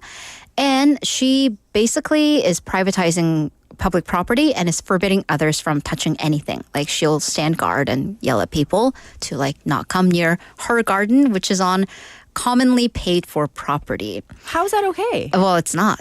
Okay. Well, that's the point. It's not. And then in other cases, in other apartments, residents have complained because some people, I know it takes a lot of work to keep things green. I wouldn't know. But they would spread fertilizer. Oh, stinky. And that has smells. Yes. And then, that attracts bugs. So people have complained about that. Right. And the owner of the garden says, well, too bad.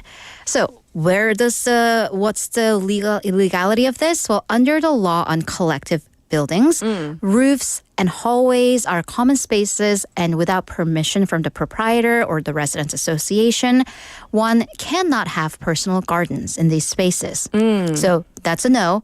But then there's no clause on how to enforce this. There's no fine. You cannot bring in law enforcement. It is private property. So there's no way to stop it. I have a question. What about all the bicycles? Oh, well, that's a fire code issue. They shouldn't have bicycles. No, you shouldn't have anything in Wagging my finger at you people. But like I walk the stairs as exercise, right? And then there's an apartment. I'm like, how many legs do you have? Like, why do you need 6 bicycles? Like we live in a fairly I know how the size of the apartments. Like it's not big enough to house 6 people. Maybe you do, but I'm like, there's so many bikes. And people will have their full out recycling. Yeah, that's a fire code violation. And technically, you're not supposed to. You're not supposed to. Just saying, neighbors. Safely, yeah, I know. I know because I always trip over them. I mean, yeah. I'm just saying. By the way, there was a civic case. So before you are more waivers won't, but before anyone goes off having any ideas about, why don't I get a garden? There was a civil case where an apartment did file for damages to a resident who used a common garden and and inflicted some damages onto public property. Yes. And the resident did have to pay for the repairs. Oh, so don't do that. So we can't do anything like criminally, but in terms of civil cases, something can be done. Okay, now we know. No personal gardens. Got it. And move your bicycles. Yes. Thank you, Haley. Have a wonderful weekend. We'll check in with you on Monday. That's right. See you next week. All right. Now back to you, the waivers, for our updated traffic and weather.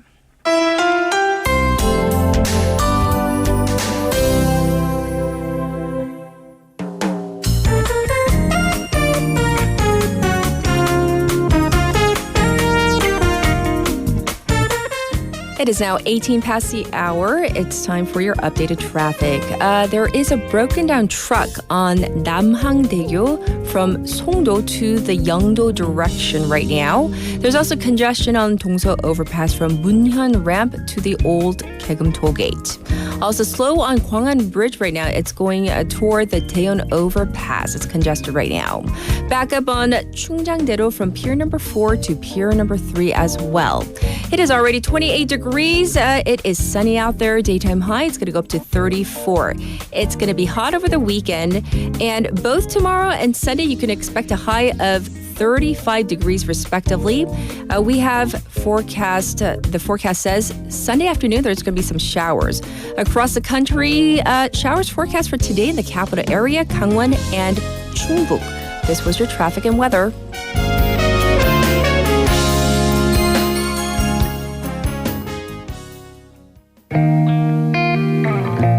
And this is Beautiful Things by Benson Boone. For a while there it was rough, but lately I've been doing better than the last 4 cold Decembers I recall. And I see my family every month. I found a girl my parents love. She'll come and stay the night, and I think I might have it all. And I thank God every day for the girl He sent my way. But I know the things He gives me, He can take away.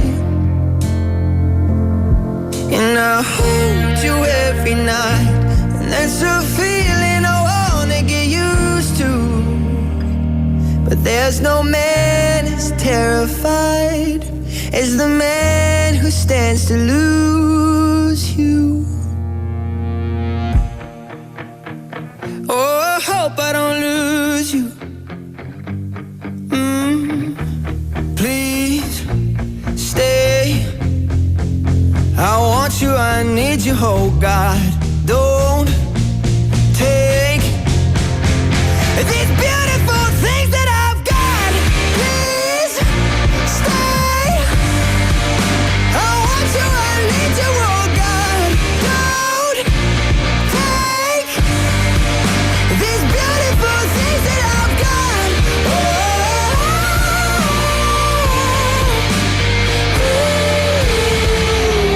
Please don't take. I found my mind, I'm feeling sane. It's been a while, but I'm finding my faith. If everything's good and it's great, why do I sit and wait till it's gone? Oh, I tell you, I know I've got enough. I've got peace and I've got love.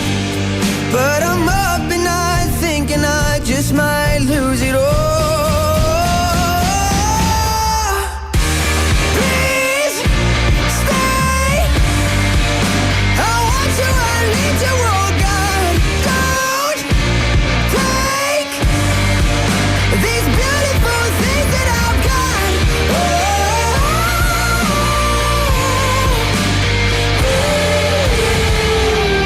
Please stay. I want you, I need you, oh God. I need these beautiful things that I've got. Welcome back, everybody. It's time for our tech topic one last time today. We're talking about food items that you refused to eat as a child, but you kind of like now, or maybe foods that you consider as grown-up food. So looking at your messages, and there are so many, so I'm going to just pick and choose. So for sake of time, I'm going to leave out your, your ID, your user IDs. All kinds of mushrooms, somebody says. I don't like their texture. Now I eat them, but I still don't like oysters and broccoli. Ooh. And somebody says 청국장. 청국장 was mentioned a couple times. 지금은 잘 먹어요. I'm going to mention Umber Joseph. As a child, the worst veggie for me was cauliflower. Many decades later, now as an adult, still the same. No cauliflower. Cauliflower. I kind of like cauliflower now. Leslie detested foods I detested as a child but love now. Brussels sprouts. Oh yeah, that's a common one. Brussels sprouts, mango, honeydew melon, and oysters. Ooh. How about somebody says natto. 진짜 싫어했는데 natto에 밥 조금 플러스 계란 넣어서 김에 싸 먹으면 정말 좋아요.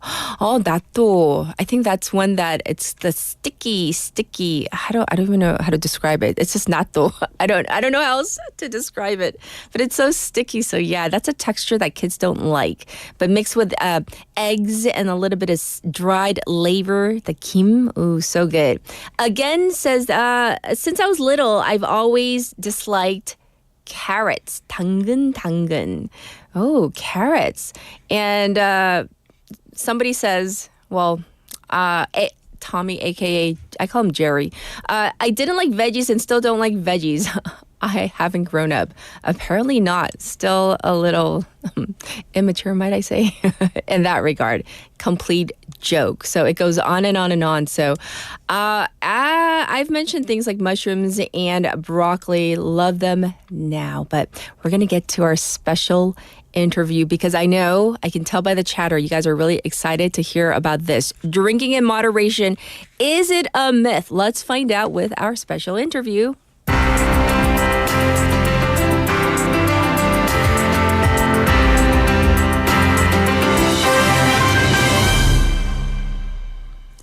Recent research from Canada has highlighted a surprising fact.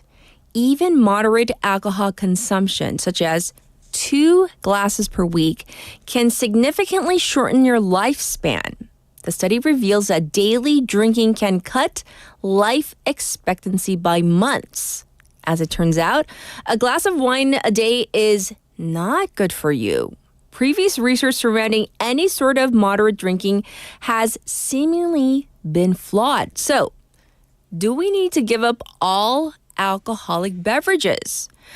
Especially this summer, it's been so hot, and I know many people look forward to having that cold beer after a long, hot day. Well, let's find out more about this.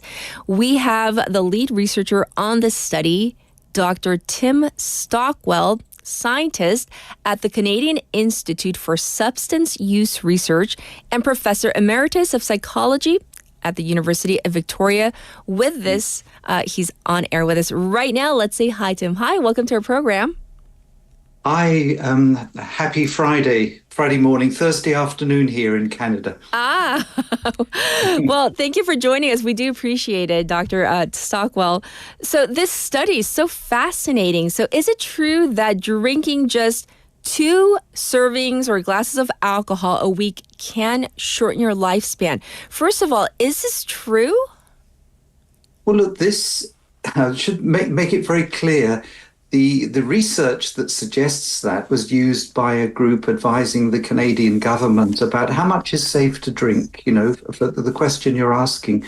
And at 2 drinks a week, the calculation, when they took everything into account, it might shorten your life on average by about 2 days.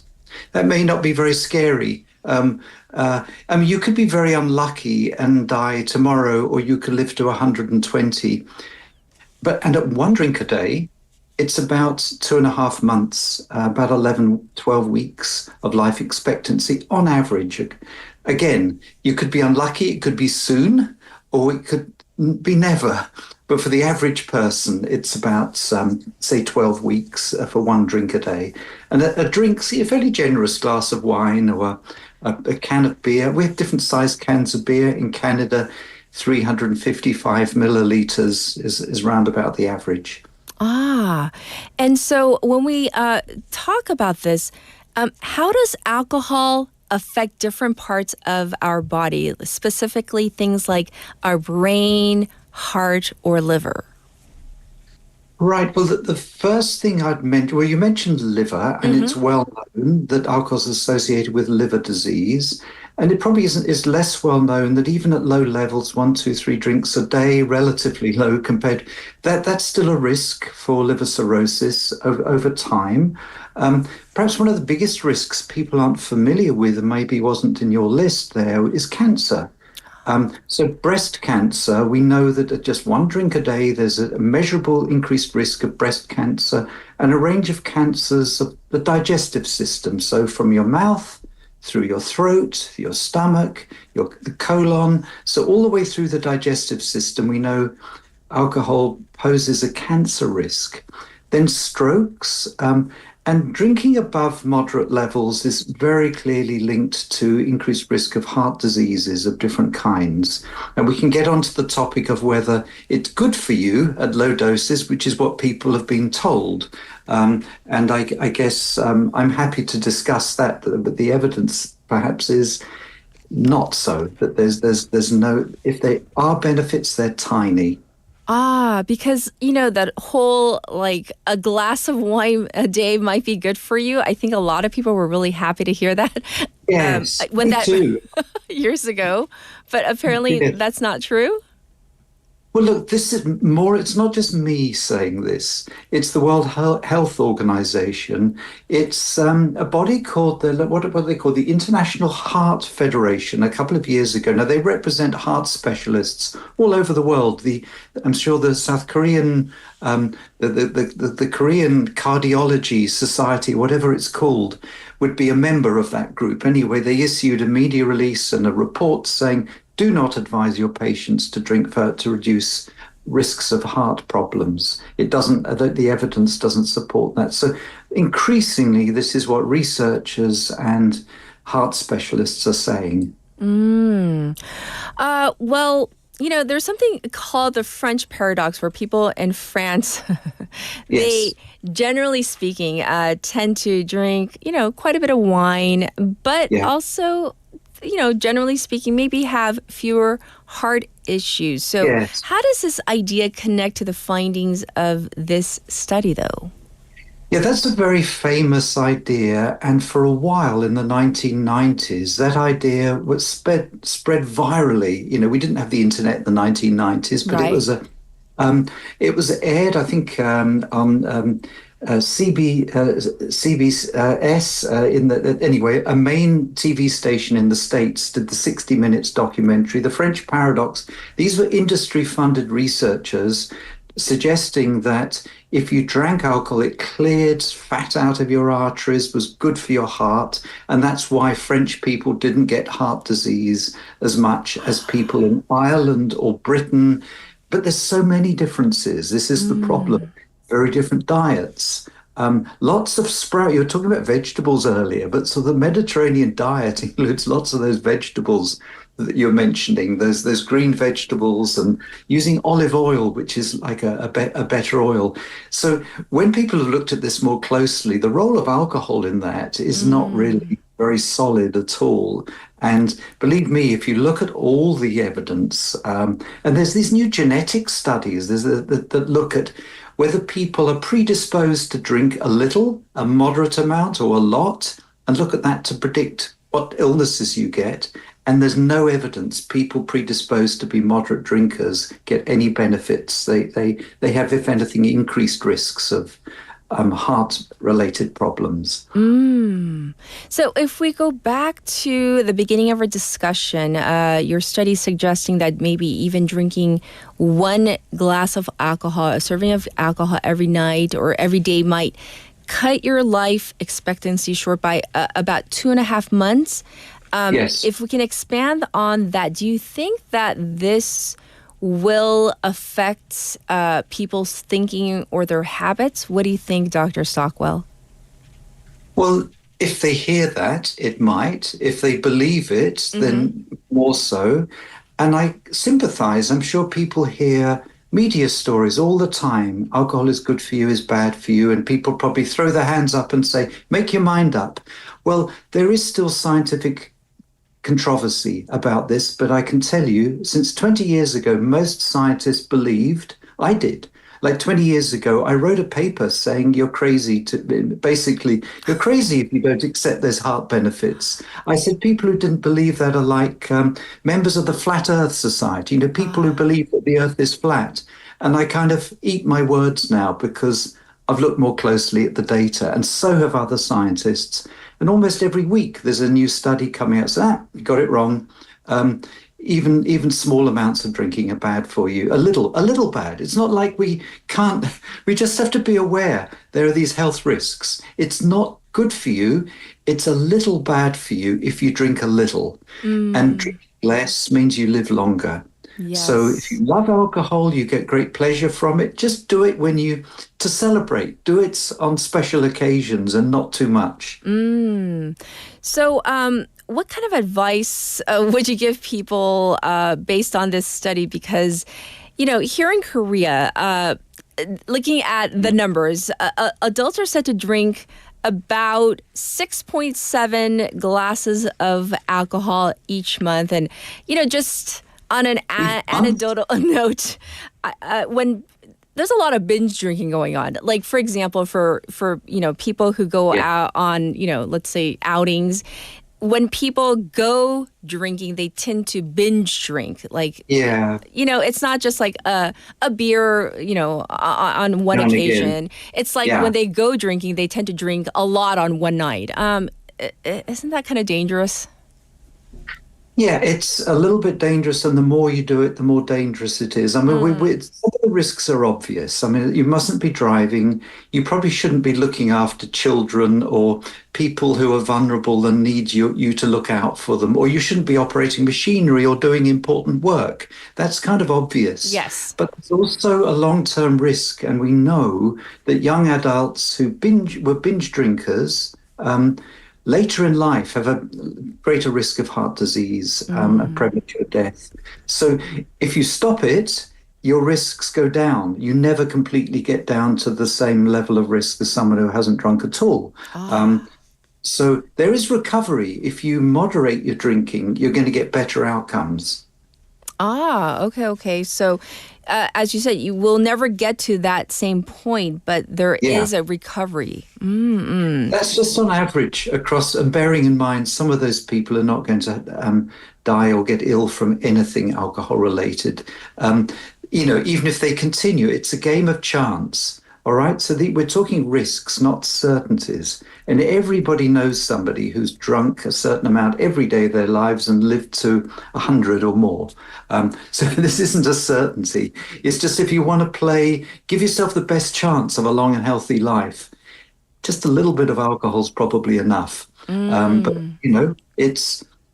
we take lots of risks. Yes. But people should know this, and most people don't believe moderate drinking. A lot of people believe moderate drinking is good for you. Well, it's at least not good for you, and is probably slightly bad for you. So as we wrap up our discussion today, because on our in our chat rooms right now, there's a lot of people who seem to be a little alarmed because especially it's summer, people who want to go home and enjoy maybe a can of beer, who are asking questions like, what about if I want to go home and enjoy a can of beer? We don't want to alarm people. At the same time, we do want them to know the risks. So if we had to conclude and leave them with just, at least a brief summary, what would you say, Dr. Stockwell, to not alarm people, but once again to summarize, what would you say? Yeah, don't be over alarmed. It's a little drinking is a tiny risk, and for most people, you will experience no harms if you're drinking relatively small amounts. So occasional, not too heavy use is very unlikely to cause you any problems. If you're worried about heart health, there's lots of other things you can do to be healthy. Exercise, good diet, less stress, working on your relationships, to have a happy life, and trying to separate out all of that from drinking all the time. Maybe try giving it up for a month. That's what we have: dry January, dry July, sober October. In Korea, maybe you have these things. And by the way, I think you have health warnings on your drinks in Korea. I think you're the only country that has a mention of cancer on as a warning on your alcohol containers. I think it's obscure. Not many people will have seen it, but you do have it. So have a look at that. Inform yourselves. Be aware of the risks. Well, thank you so much for coming on air with us and sharing with us all the facts about drinking in moderation, how that may actually be a myth. We do appreciate your expertise. Thank you, Dr. Stockwell. Pleasure. All the best. Everybody, this was Dr. Tim Stockwell, the lead researcher on this fascinating study. And as Dr. Stockwell said, not to alarm you, but to inform you of yes, the fact that we could be shortening our lifespan, the risks. He said not certainties, but definitely risks in drinking. And even, he said, not just, heavy drinking, but even moderate drinking, that could be doing you more harm than good. So, of course, it's your body, it's your decision, but, who am I to say? I'm not your doctor, but you are the best judge of your own life and health. We are going to take a break. How about this one? A collection by Idols. So we'll be back after this. What time is it now? Time for summer. 1, 2. 좀 미친 소리 같지만 난 내게 반했어.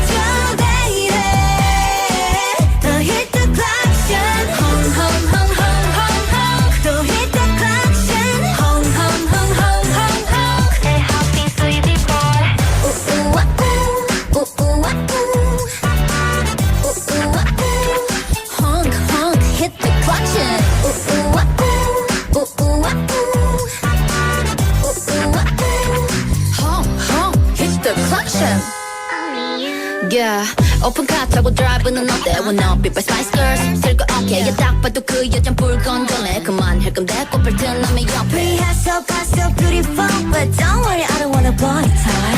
생각답게 내 멈춰. 땀방귀도 안기고 덮쳐. 힙합보다 멋진 pathetic romantic show. 너 처음 본 순간 완전 딱 천생연분인걸. 또 못 본 척 못 들은 척 넘어가려지 어림없어. 떠나가라 소리칠 거야. I love you, baby. 그냥 나 좀 봐줘, baby. 더 hit the collection. Hung, hung, hung, hung, hung, hung. 또 hit the collection. Hung, hung, hung, hung, hung, hung. Hey, happy sweetie boy. Hey, I love you. I want you to interview. Ah, yeah. 난 너의 완벽한 the true lover. Hey, I love you. I want you to interview. Ah, yeah. 난 너의 완벽한 the true lover. I love you, baby. 나 좀 봐줘, lady. Hit the collection. Hun, hun, hun, hun, hun, hun. Don't hit the collection. Hun, hun, hun, hun, hun, hun. Hey, hoppin' city boy. Ooh, ooh, ah, ooh. Ooh, ooh, ah, ooh. Ooh, ooh, ah, ooh. Hung, hung, hit the collection. Ooh, ooh, ah, ooh. Ooh, ooh, ah, ooh. Ooh, ooh, ah, ooh. Hung, hung, hit the collection.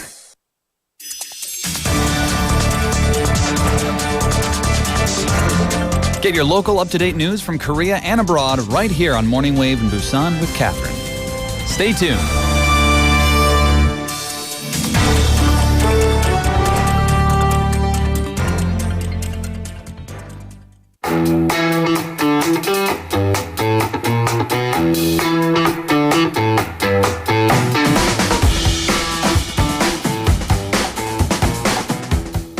All right, everybody, it is now time for FFT. Do you guys remember what that stands for? fun facts and trivia.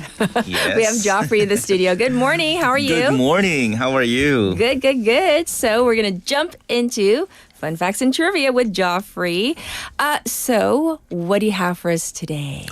Well, today we're going to talk about the weather. Okay. You know, we have been experiencing extreme weather conditions, and well, we have received a warning that says that tropical nights have come to an end in Busan. Today, when I opened my cell phone, it's still 27 degrees Celsius. Oh, so hot. You know, tropical night means 6 or 9 p.m. Or let's say 6 p.m. today, and then until the 9 a.m. the following day. If it reaches above 25 degrees Celsius, that's tropical night. Yes. So I've been monitoring the temperature, and it's above 25. So actually, it did not end yet in Busan. That's right. So it's very hot, and Seoul, Busan, and other parts of Korea are experiencing a record-breaking streak of consecutive tropical nights. In Seoul, it's now 32 days. 32 days. It's not only about the temperature that we are measuring, but also the number of days that we are experiencing these tropical nights. Sure. And speaking of temperature, let's dive into our trivia or fun facts. Ooh. All right. So, do you know or have you heard about the highest registered temperature on Earth? Oh. And that's Where? 56. 56.7 degrees Celsius. That's 134.1 Fahrenheit. That's in the Death Valley in the United States. Oh, I've been to Death Valley. That's How was hot. it? But not at 56 degrees. It wasn't that hot when I went. Or else I'd be All dead. right. But this was I've been to recorded. Death Valley, This yeah. was recorded in July 10, 1913. Yeah, and I wasn't alive back then. Right. Okay, yeah. So, but Christopher Burt says, no, this is not true because it's a little bit inaccurate. But before this, there's also they recorded highest temperature, but it was invalidated by the World Meteorological Organization in 2012. That was in Azizia, Libya in 1922. So that was invalidated. Sure. And we are so...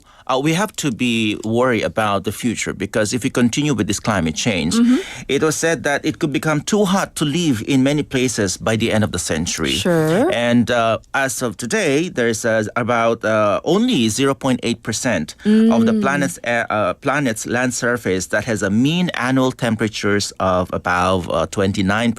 Okay. But if we continue to have this kind of temperature, by 2070, about 3 billion people will be affected by this temperature. Yeah, so we started with the temperature, but let's start with the fun facts. Okay. Did you know that the next one is bizarre? Bizarre. Okay. Did you know that crickets tell the temperature? Crickets. Yeah. What are crickets in Korean? I'm trying to remember. Crickets. 피디님, crickets가 뭐죠? 귀뚜라미. Okay, that one, yeah. 귀뚜라미. Okay. So how do we measure temperature by just by the chirps of crickets? Yeah. So how often crickets chirp varies according to temperature. Really? Yeah. Are you gonna do sound effects? Yeah. Chirp, chirp, chirp. So it's really bizarre, isn't it? So to get a rough estimate of the temperature, count the number of chirps in 15 seconds. Oh, the number of the chirps, the chirping of the crickets.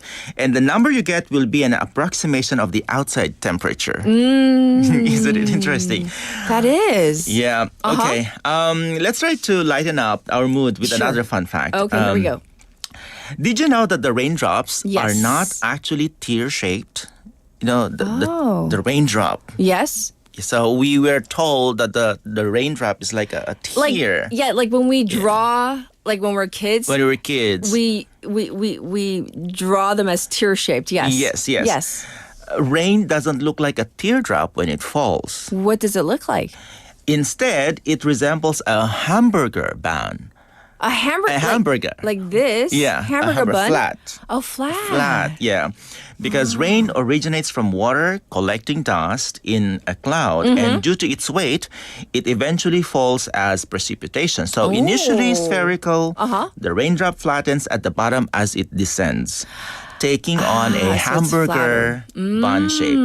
So if the raindrop grows too large, it may split into two or merge with other raindrops to continue the cycle. That is interesting. Okay. Yeah. All right. But there's one place on Earth that has never experienced rain at all. Where is this? There is a location.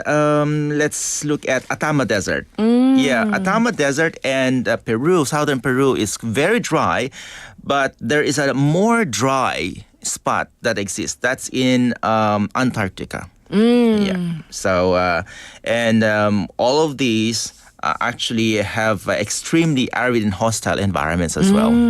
So dry. Right. Okay. And speaking of hot weather, we are losing a lot of ice as well. Oh, and by the way, William in San Francisco is saying, I am enjoying the fun facts and suddenly I want a hamburger for lunch. Because you mentioned the hamburger-shaped bun. Which one? Which hamburger do you prefer? Oh, well, we can't do brand names, but William, tell me the burger. I'll do initials or something.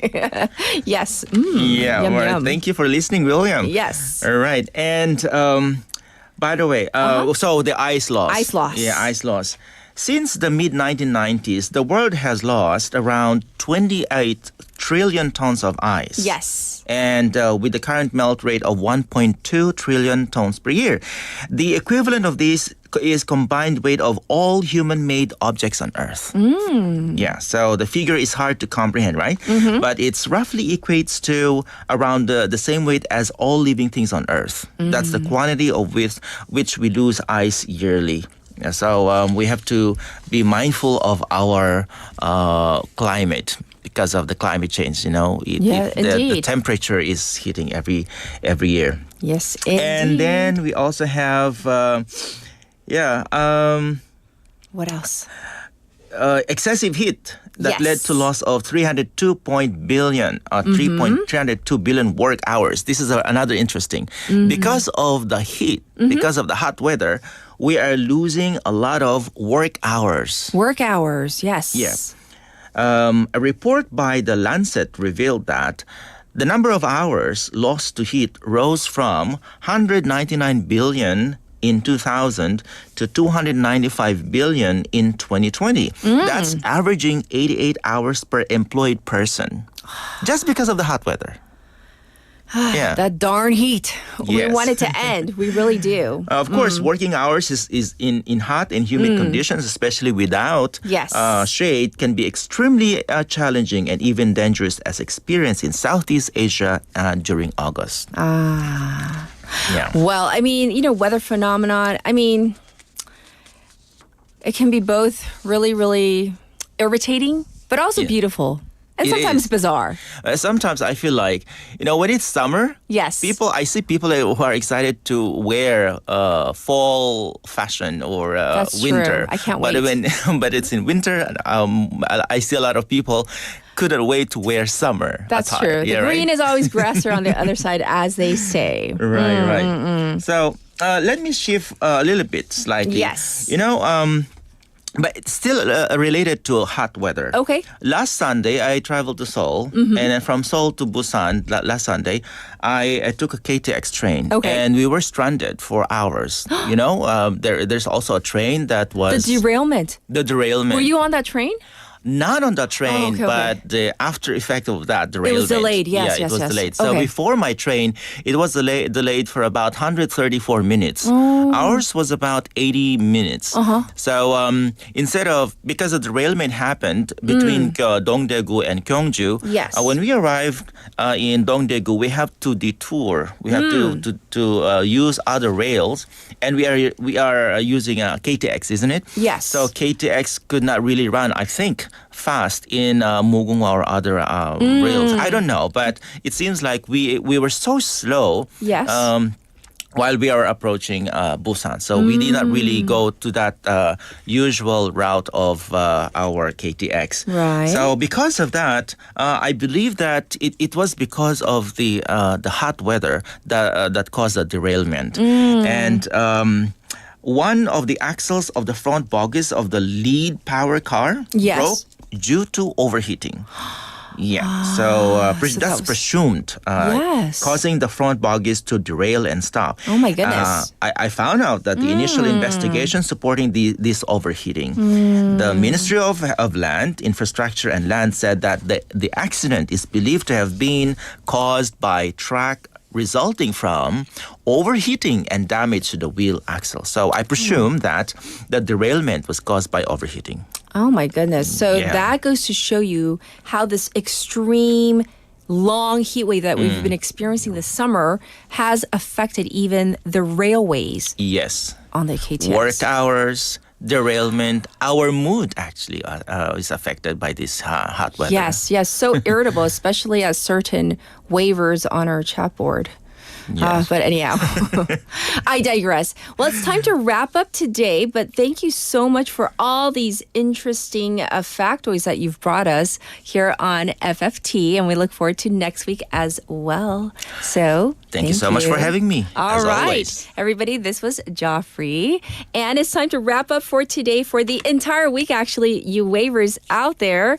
So thank you for tuning in, for texting in, and of course, let's survive the remaining of the summer together. Big shout out to not just you, the waivers out there, but to our staff as well, our producer, To Yoon-jin. We have our writers, Haley, and of course, Annie as well. I'm your host, Catherine. I'll be back on Monday to do it all over again. Final song is Kokomo by the Beach Boys. Perfect for today. Have a good one. Bye, everybody. Bermuda, Bahama, come on, pretty mama, Key Largo, Montego, baby, why don't we go Jamaica, off the Florida Keys? There's a place called Kokomo, that's where you wanna go to get away from it all. Bodies in the sand, tropical drink melting in your hand. We'll be falling in love to the rhythm of a steel drum band. Down in Kokomo, Aruba, Jamaica, ooh, I wanna take you to Bermuda, Bahama. Come on, pretty mama, Key Largo, Montego, baby, why don't we go to the Kokomo? We'll get there fast and then we'll take it slow. That's where we wanna go. Way down in Kokomo. Martinique, that Montserrat mystique. We'll put out to sea and we'll perfect our chemistry. By and by we'll defy a little bit of gravity. Afternoon delight, cocktails and moonlit nights. That dreamy look in your eye, give me a tropical contact high. Way down in Kokomo, Jamaica, ooh, I wanna take you to Bermuda, Bahama. Come on, pretty mama, Key Largo, Montego, baby, why don't we go down to Kokomo? We'll get there fast and then we'll take it slow. That's where we wanna go. Way down to Kokomo. Your prince, I wanna catch a glimpse.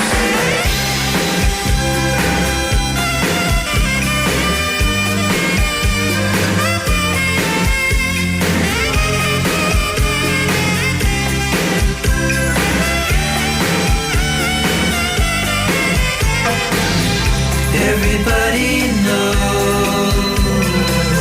a little place like Kokomo. Now if you wanna go and get away from it all, go down to Kokomo. Aruba, Jamaica, ooh, I wanna take you to Bermuda, Bahama. Come on, pretty mama, Key Largo, Montego, baby, why don't we go down to Kokomo?